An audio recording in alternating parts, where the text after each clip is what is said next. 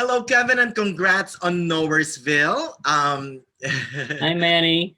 Hello, and once again, congrats on Nowheresville. Now, take me from the very beginning. What made you want to write and direct Nowheresville?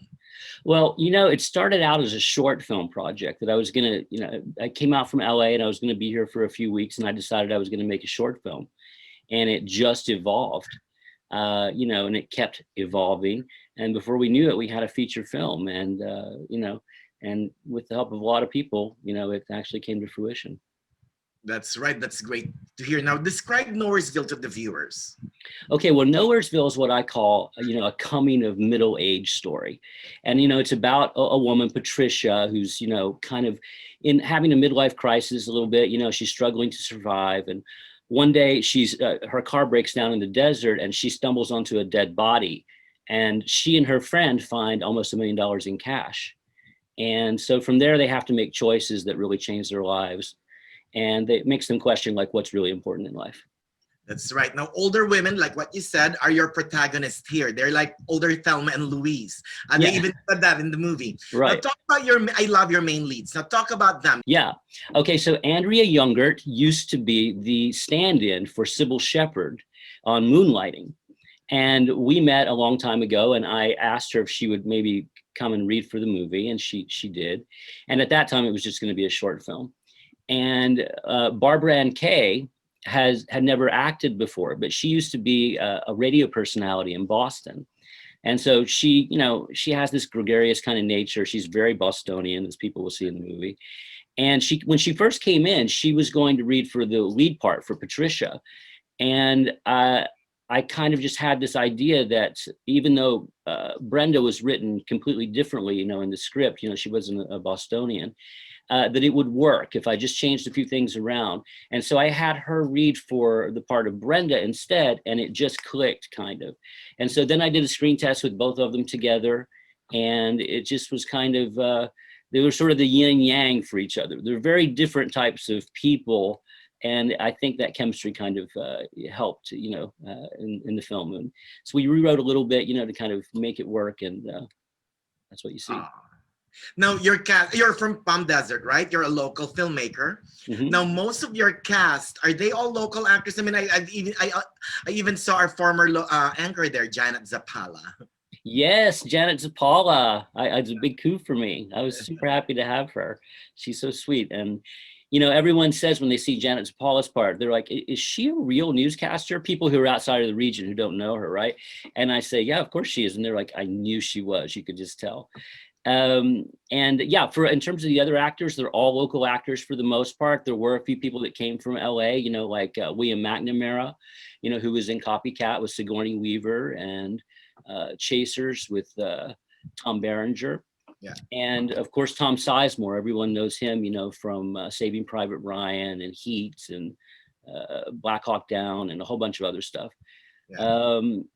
And then of course there's Jonesy, who's also from LA, but he's a Bostonian native as well. And that was just coincidental that came together. But other than that, all the rest of the cast are just people that we sourced here locally. Oh, that's good. Now, this movie, Nowheresville, is shot in and around Coachella Valley. Talk to us about the production process. How long did it take you from beginning to end? Okay, we shot for 30 days.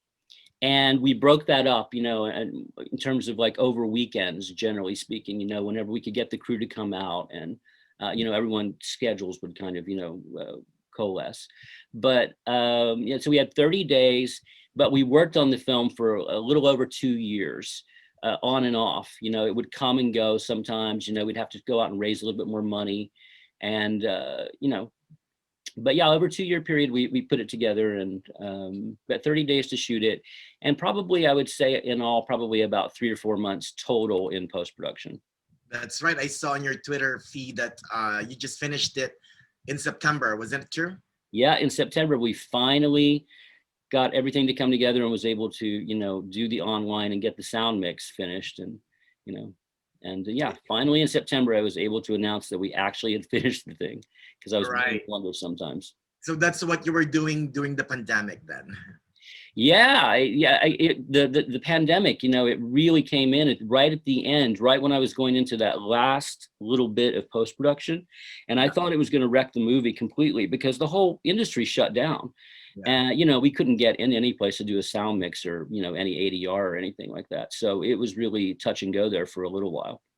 Wow. But most of them are open now. Is that true? Yeah, generally, I think they're opening back up. You go there and there's all these, rules and restrictions, and they don't really want to do anything if they can avoid it. Everyone wants to work online, as you know, and do Zoom meetings. Yeah. But yeah, we were able to finally get it done, and I kind of want to go back in again, but it's Well, it never ends. They just it's take really it away. finished, right? Yeah, it's finished, but I never. There's so many things I'd like to change about it. Yeah, yeah. Now let's talk about your soundtrack. I really enjoyed your soundtrack. What made you want to choose those songs? Old school songs, really.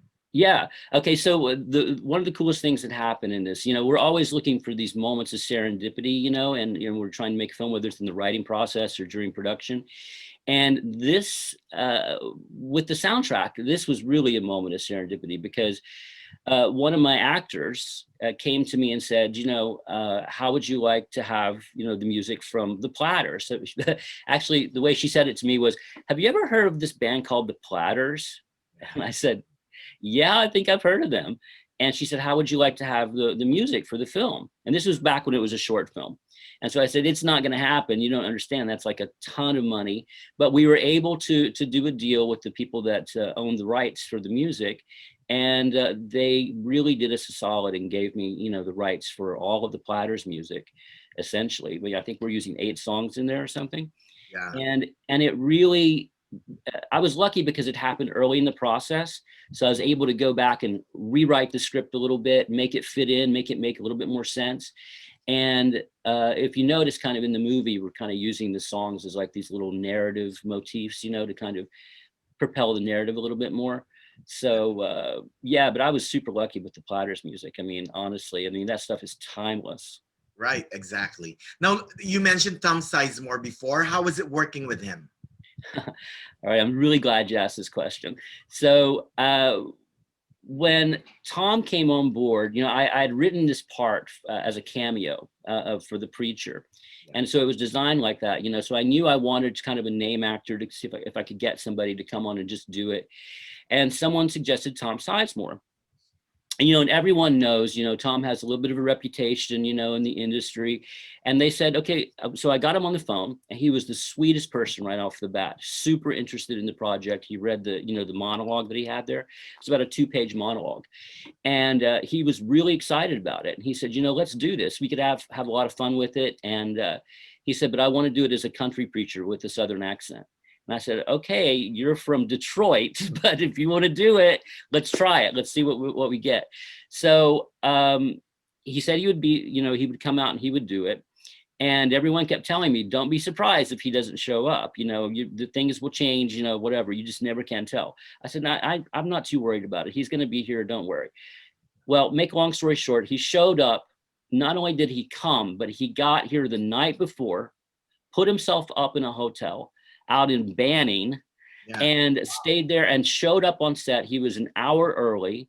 He waited around, and during that time, I had rewritten the monologue completely by hand on set that morning. And I was like, he's going to freak out about this. He's going to freak out.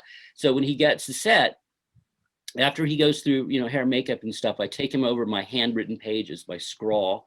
And I'm like, look, I had to change this, and here it is. And I know you're not going to be able to memorize it because we're going to start shooting in a half hour, but here it is anyway, and just see what you can do with it. We can put it out there somehow for you, and we can do it in pieces.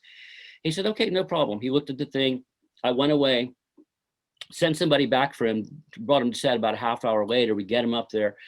And I'm like, now I know you haven't had time to memorize this, so we'll do it in pieces. It'll be okay. He's like, no, it's fine. Just go with it. And he was able to, right off the bat, in the first take, do it verbatim, the way I had written it, 2 pages. And I had really never seen that before, in an actor, that was just able to photographically memorize the lines. And, it was just, it was so refreshing to see that. He was the consummate professional. He was so sweet to everybody on set, and he was really helpful, and just came in and did his thing. Oh, what about William McNamara? Okay, Billy McNamara, another really, I was so lucky to have him because, you know, he's just a wonderful actor. He's not only that, but he's a really wonderful person. He is just so sweet and so giving, and he's just always there for the project. So, you know, I was really happy to have him, and he I needed someone that could really pull off the gravitas of, like, you know, of a DEA agent.